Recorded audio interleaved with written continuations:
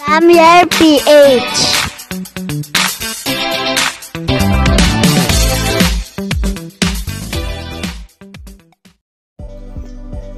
Hi guys, welcome back sa aking channel.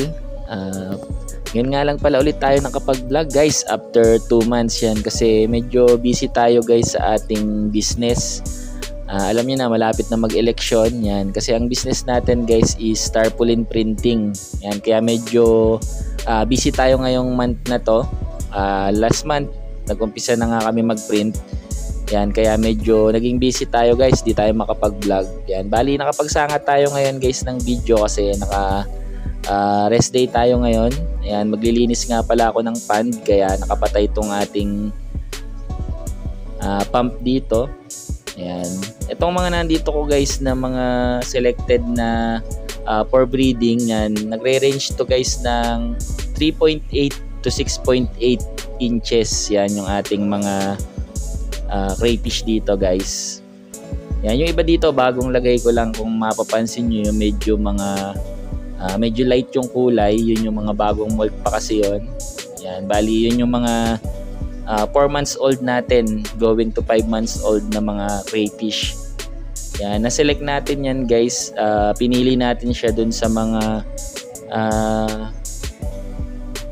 4-month-old na mga crayfish natin na mas malaki sila yung mga unang lumaki guys. Kasi doon tayo kumukuha ng pang-breed natin doon sa mga unang lumalaki guys na mga crayfish natin para ma-maintain natin guys yung malalaking crayfish. Kasi same lang naman yan guys kahit anong line pa ng crayfish nyo yan. Meron talaga kasing tinatawag natin na nababansot. Yun yung mga maliliit na mga crayfish. Yan. Bali kung gusto niyo talagang ma-maintain guys yung malalaking crayfish, yan, bali sa breeder pa lang magtago na kayo guys ng mga malalaking crayfish nyo, tapos yun yung i-breed nyo. Sigurado yan guys, palaki ng palaki guys yung mga magiging anak nyan. Bali talagang dun kayo magse-select guys sa mga magiging anak nya, mga crayfish nyo. Yan, ito nga ang ating mga aquarium dito guys. So kung mapapansin nyo yan, nilulumot na yan. Hindi nga tayo nakakapaglinis. Kumbaga nakapag water change naman tayo, pero hindi na natin nakukuskus guys yung ating mga aquarium. Kasi to direct to sa araw, kaya kung mapapansin nyo, mga nilulumot na yung ating mga aquarium dito. Ayan, dami nga nating buried dito guys. Halos 20 pieces yung nandyan ng mga buried natin. Tapos yung mga clarky natin guys, sobrang dami na. Yan, sa mga naghahanap guys, yung mga nag-i-inquire sa akin yan, pwede kayong pumunta siguro mga after election na guys, para hindi na ako masyadong busy, para makapamili din kayo guys pag pupunta kayo dito sa bahay.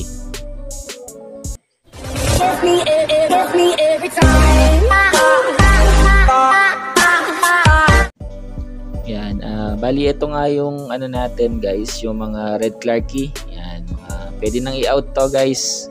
Meron na rin tayo dito mga breeders saka mga juvenile. Yan, pwede nang i-out to guys. Mga available natin siguro almost 100 pieces. Yan.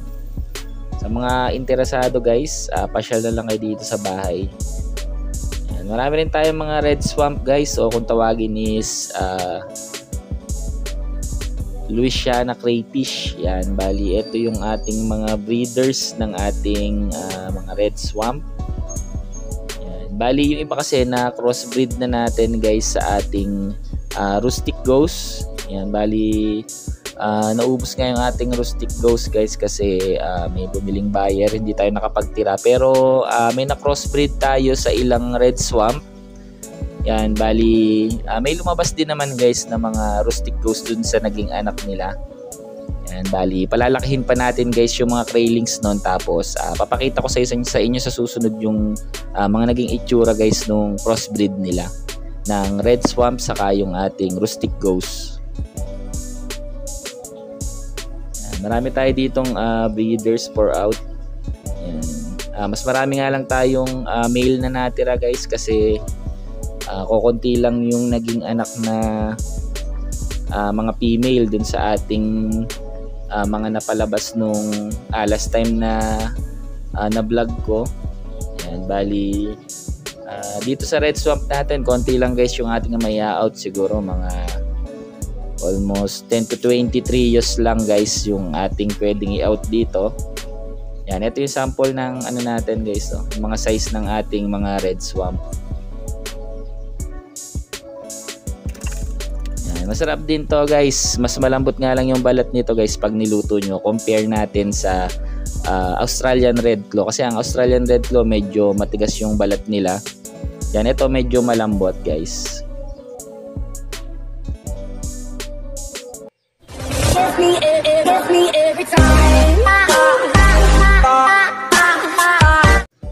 Yan, dito nga guys, andito yung ating mga ulang. Yan, may mga buried na nga doon, bali hindi natin maasikaso na makapagtimpla tayo guys ng brackish. Yan, tapos dito meron pa tayo ditong mga crayfish din. Yan, mga size nito is 3 to 3.5 inches. Yan, pwede na rin natin i-out to. Yan, marami tayong pang out guys na andun sa ating kabilang pond, na sa tatlong pond natin. Yan, sa mga gustong mag wholesale, retail, yan, meron tayo guys na maraming Australian Red Claw guys. Yan, tapos may laga rin tayo dito guys na hito. Yan, mga fingerlings pa to. Naglagay lang tayo dito ng 100 pieces guys na fingerlings ng hito. Yan, alam nyo ba guys kung bakit ako nag-alaga ng hito? Kasi palalakihin ko yan, tapos gagawin ko yung pagkain ng mga crayfish natin guys, kasi napakataas ng protina ng hito. Yan, maganda yan para sa ating mga crayfish, lalo na sa mga breeders natin guys, pampabilis umitlog yung ating hito. Yan, saka itong apple snail guys, hindi tayo nagpapawala nito kasi nagsisilbing pagkain yan ng ating mga crayfish. Yan, bali nagko-culture din tayo niyan. Kumbaga nag-aalaga rin tayo guys ng mga apple snail. Yan. Sa mga bumibili sa akin ng crayfish, yan, binibigay ko lang ng free yung ating mga apple snail para meron din silang pwedeng ipakain sa kanilang mga crayfish guys. Yan, sa mga bumili na sa akin guys, yan, alam nila yan. Meron tayo lagi mga freebies sa mga napasyal dito sa atin guys. Tapos ito yung isa nating rustic ghost. Yan, meron na nga palang eggs to guys, kaya lang konti na yung natira niya kasi hindi ko agad nakita na buried na pala to.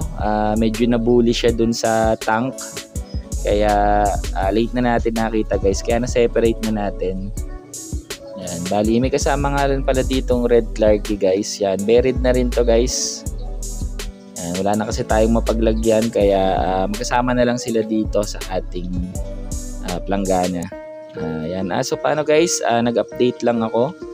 Ayan, balitaan ko na lang kayo sa mga susunod na video natin guys. Maraming salamat guys sa lahat na nanood. Dito ko natatapusin ang video na to. Peace out.